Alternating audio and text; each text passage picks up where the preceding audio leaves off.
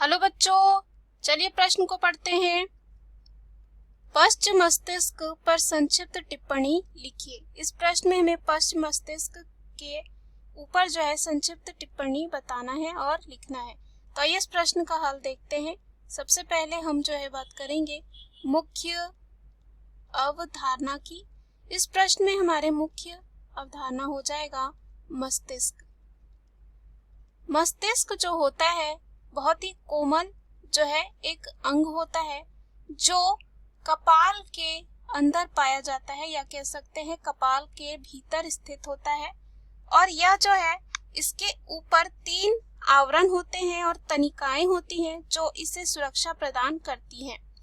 उसके बाद मस्तिष्क के जो है 3 प्रमुख भाग होते हैं।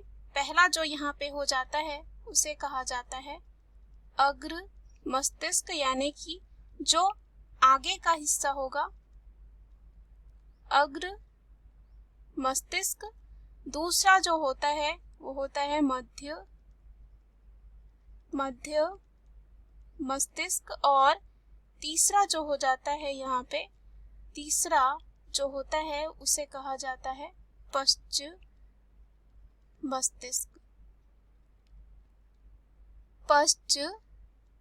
मस्तिष्क। और यहाँ पे पुनः अग्र मस्तिष्क को बांटा जाता है प्रमस्तिष्क, और यहाँ पे दूसरा जो होता है इसमें वो होता है अग्र मस्तिष्क पश्च। उसके बाद यहाँ पे जो पश्च मस्तिष्क होता है इसमें अगर हम बात करें तो यहाँ पे क्या होता है, पश्च मस्तिष्क जो होता है मस्तिष्क का पीछे का जो भाग होता है, और इसे जो है यहाँ पे कहा जाता है मस्तिष्क वृंत भी। इसे मस्तिष्क वृंत भी कहा जाता है। और इस प्रश्न में हमें पश्च मस्तिष्क के बारे में ही बताना है, तो इसे मस्तिष्क वृंत भी कहा जाता है। और पश्च मस्तिष्क के जो है पुनः यहाँ पे 2 भाग होते हैं। कितने भाग होते हैं? इसमें 2 भाग होते हैं। पहला जो होता है उसे कहा जाता है अनुमस्तिष्क,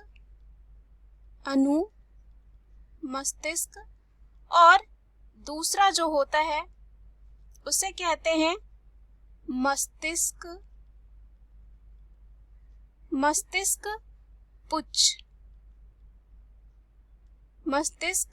पुच्छ, या कह सकते हैं इसे मेडुला ऑब्लोंगटा। तो यहाँ पे हम एक एक करके देखते हैं। सबसे पहले जो है हम बात करेंगे इसमें अनुमस्तिष्क की। यह क्या होता है? अनुमस्तिष्क की जो है बात करते हैं तो अनुमस्तिष्क जो होता है यह प्रमस्तिष्क जो होता है प्रमस्तिष्क के पिछले भाग से जो है सटा रहता है। और अनुमस्तिष्क जो है 2 पार्श्व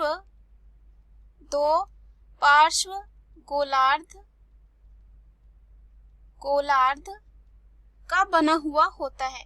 और अनुमस्तिष्क में जो बाहरी धूसर द्रव्य तथा आंतरिक जो होता है श्वेत द्रव्य होता है। अगर हम बात करें इसमें जो है बाहर जो होगा, या कह सकते हैं बाहरी जो यहाँ पे होता है वो होता है धूसर द्रव्य, और अंदर जो होता है यानी कि आंतरिक, इसमें होता है श्वेत द्रव्य। उसके बाद यहाँ पे श्वेत द्रव्य में स्थान पर जो है धूसर द्रव्य प्रवेश करके वृक्ष की शाखाओं जैसी जो है संरचना बनाते हैं, और इसे प्राण वृक्ष या आर्बर विटी भी कहते हैं। क्या कहते हैं? इसे जो है प्राण वृक्ष कहते हैं। उसके बाद अनुमस्तिष्क में जो है गुहा उपस्थित होता है। क्या उपस्थित होता है? गुहा अनुपस्थित होता है, यानी कि नहीं होता है, अनुपस्थित होता है, यानी कि यहाँ पे गुहा नहीं होती है। और अनुमस्तिष्क के अधर भाग में जो है श्वेत द्रव की एक पट्टी होती है, जिसे उस पट्टी का नाम होता है पोन्स विरोली, इसे कहा जाता है पोन्स विरोली। उसके बाद अगर हम यहाँ पे दूसरे जो भाग की बात करेंगे जो पश्च मस्तिष्क में आता है, यानी कि मस्तिष्क पुच्छ या मेडुला ऑब्लांगटा, तो आइए देखते हैं। तो यहाँ जो है दूसरा जो हो जाएगा हमारा वो होगा मस्तिष्क पुच्छ। इसमें देखते हैं ये क्या होता है। यह जो है मस्तिष्क का सबसे पिछला भाग होता है, यानी कि सबसे पीछे का भाग होगा, पिछला भाग होता है। और यहाँ पे क्या होता है, ये जो है आगे मेरु रज्जु के रूप में कपाल गुहा से बाहर निकलता है। मेरु रज्जु के रूप में जो है कपाल गुहा से बाहर निकलता है। और यहाँ पे मेडुला की पृष्ठ भित्ति पर जो है पश्च रक्त चालक स्थित होता है। क्या स्थित होता है यहाँ पे? पश्च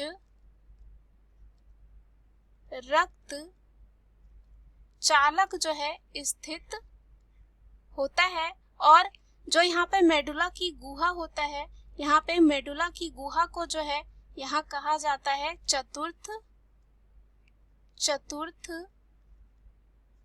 निलय। क्या कहा जाता है? चतुर्थ निलय कहा जाता है। मुख्य अवधारणा के आधार पर हमने ये सिद्ध कर लिया है कि पश्च मस्तिष्क में कौन कौन आते हैं और यह कैसे होता है। आशा करती हूँ यह उत्तर आपको समझ में आया होगा। धन्यवाद।